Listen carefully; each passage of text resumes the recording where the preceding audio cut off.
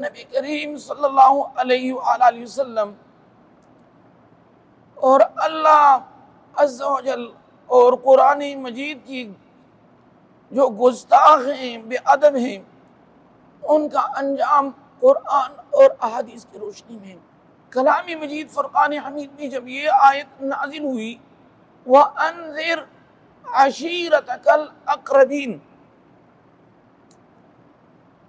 اس کا معنی یہ ہے کہ اے حبیب صلی اللہ علیہ وآلہ وسلم اپنے قریب تر رشتہ داروں کو اللہ کے عذاب سے ڈرائیے۔ حضور علیہ الصلوۃ والسلام نے صفا کی جو چوٹی ہے فرمایا کہ ایک فہرا اور بنی عدن، بنی عدی، ان مختلف قبائل کے نام ہیں، ان کو جمع فرمایا۔ لوگ جمع ہو گئے، جو قبیلے کے سارے لوگ جمع نہیں، انہوں نے سرداروں کو بھیجا۔ کوہ صفا، ایک صفا ہے ایک مروہ۔ صفا کی چوٹی پہ حضور علیہ السلام نے فرمایا کہ اگر میں کہوں کہ صفا کی دوسری طرف سے دشمن حملہ ور ہے، حملہ کر رہا ہے، اے سرداران مکہ، قریش مکہ، تم تسلیم کریں گے؟ انہوں نے کہا ہاں۔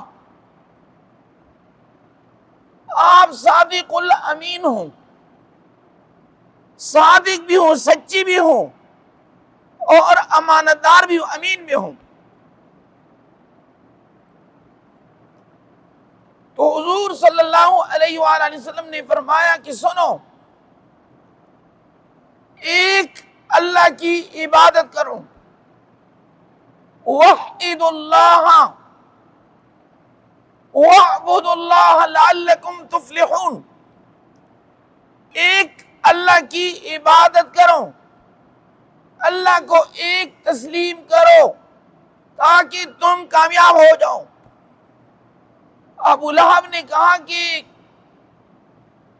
لہذا جمعتنا، اے محمد صلی اللہ علیہ وسلم آپ نے ہمیں اس لیے جمع کیا تھا کہ اللہ کی وحدانیت کی دعوت دے رہے ہوں، اپنے جو آباء و اجداد کی جو بت ہیں، اس وقت خانہ کعبہ میں 360 بت تھے۔ تو ابو لہب نے کہا کہ اے محمد صلی اللہ علیہ وسلم آپ ہلاک ہو جاؤ، یعنی گستاخی ابو لہب نے کی۔ عرش بریل سے فرشتہ آ گیا، تبت یدا ابی لہب وتب، فرمایا کہ ابو لہب کے دونوں ہاتھ ہلاک ہو جائیں، وتب، اور وہ ہلاک ہو گیا۔ تبت یدا ابی لہب وتب ما اغنا عنہ مالہ وما کسب، اللہ رب العزت نے فرمایا کہ ابو لہب کی کسی کام نہیں آیا، ان کی سرداری، مال و دولت، ان کا قریش میں ایک کفار میں ایک جداگانہ مقام تھا، ان کا عزت بھی داؤ پہ لگ گیا۔ اور اللہ نے فرمایا کہ کوئی بھی چیز ابو لہب کو اللہ کی عذاب سے نہیں بچا سکتے، یہ ہمیشہ کے لیے ہلاک ہو گیا۔ ما اغنا عنہ مالہ وما کسب، تو لہذا زیادہ مال و دولت جس کے پاس بھی ہوں وہ کبھی تکبر نہ کریں، ہمیشہ کے لیے اللہ کی طرف رجوع کریں، عاجزی انکساری اختیار کریں۔ فرمایا ما اغنى عنه ماله وما کسب سيصلى نارا ذات لہب، ان قریب ابو لہب جہنم کی بھڑکتی ہوئی آگ میں داخل کیا جائے گا۔ سین آتا ہے قریب کے لیے، سیصلی نارا ذات لہب، جس کی شعلیں کی جو وہ ہیں تپش ہیں، ان کی وہ جو شعاع ہیں، ان کی گرمی ہے، اللہ فرماتے ہیں کہ وہ بھڑکتی ہوئی آگ میں داخل کیا جائے گا۔ اور ابو لہب کی بیوی کا نام ہے ام جمیل بنت حرب بن امیہ، یہ بدبخت عورت ہے، یہ ابو سفیان کی بہن تھی، تو وہ اکثر نبی کریم صلی اللہ علیہ وسلم کی شان میں نازیبہ الفاظ استعمال کیا کرتی تھی، جہاں پر بھی جاتی تو اللہ نے فرمایا وَامْرَأَتُهُ حَمَّالَةَ الْحَطَبِ، ان کی عورت نے لکڑیوں کا جو گٹا ہے وہ اٹھائی ہوئی ہیں۔ حَمَّالَةَ الْحَطَبِ، حطب کہتے ہیں، حمال کہتے ہیں حمل سے ہیں، وہ کہتے ہیں کہ فلاں عورت کو حمل ہو گئی، حمل کا معنی اٹھانا۔ تو فرمایا کہ وَامْرَأَتُهُ حَمَّالَةَ الْحَطَبِ فِي جِيدِهَا حَبْلٌ مِّن مَّسَدٍ، تو فرمایا کہ ان کی عورت بھی ام جمیل بھی جل اللہ تبارک و تعالیٰ کی عذاب میں گرفتار ہو کر جہنم میں داخل کی جائے گی۔ مفسرین کرام نے لکھا ہے کہ غزوہ بدر کے بعد، غزوہ بدر کے بعد ابو لہب کو بیماری لگی عدسہ، عدسہ بیماری طاعون کی طرح بیماری تھی۔ عرب اس زمانے میں عدسہ سے نفرت کرتے، اس بیماری سے، وہ بیماری لگ گئی اور ابو لہب سے بدبو آنا شروع ہو گیا۔ ابو لہب کے اپنے بیٹے ابو لہب کی خدمت نہیں کرتے تھے، وہ کہتے کہ ہمیں بدبو آ رہی ہے،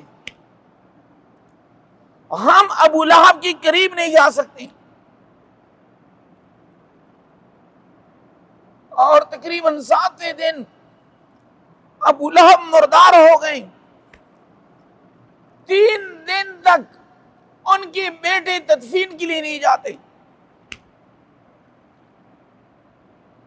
پھر ایک قریشی ہیں، انہوں نے ابو لہب کے بیٹوں کو آر دیا تانا کہ اللہ تو تمہارا بیڑا غرق کر دیں، یہ آپ لوگوں کی گھر سے کتنی بدبو آ رہی ہے، محلہ بدبودار ہیں، ان کی وہ جو بدن ہے 3 دن تک ان کی گھر میں پڑا رہا، وہ سڑ گیا، ان کی جو ہڈیاں گوشت ہیں۔ پھر ان کو دور سے پانی پھینکا اور گھر سے گھسیٹ کر ایک جو ہے کھڈے میں پھینکا اور ان کے اوپر پتھر پھینکنا شروع کر دیے۔ یعنی اب دیکھیے گستاخی محمد مصطفیٰ صلی اللہ علیہ وسلم کی شان میں، اللہ نے ہمیشہ کے لیے قرآن کے اندر ان کی خباثت کے اوپر سورت نازل کی، اور قرآن کے اندر فیصلہ آ گیا کہ ابو لہب ہمیشہ کے لیے جہنمی ہے۔ یہ ہے گستاخان رسول کا انجام۔ ابو لہب کا ایک بیٹا ہے، انہوں نے حضور علیہ الصلوۃ والسلام کی شان میں گستاخی کی نازیبا الفاظ. حضور علیہ الصلوۃ والسلام نے فرمایا اللہم سلط علیہ کلبن، اللہم سلط علیہ کلبن من کلابک، الہی ان کے اوپر ایک درندہ مقرر کر.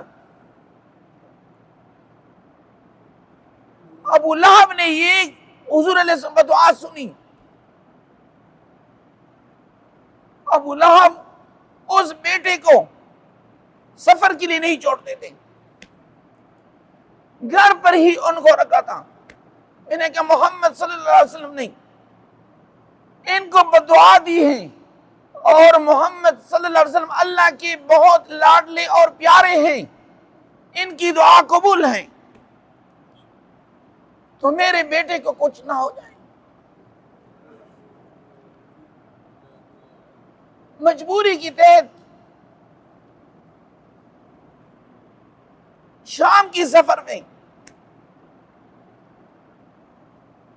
ابو لہب نے اپنے بیٹے کو روانہ کر دیا، لیکن قافلے والوں کو وصیت کی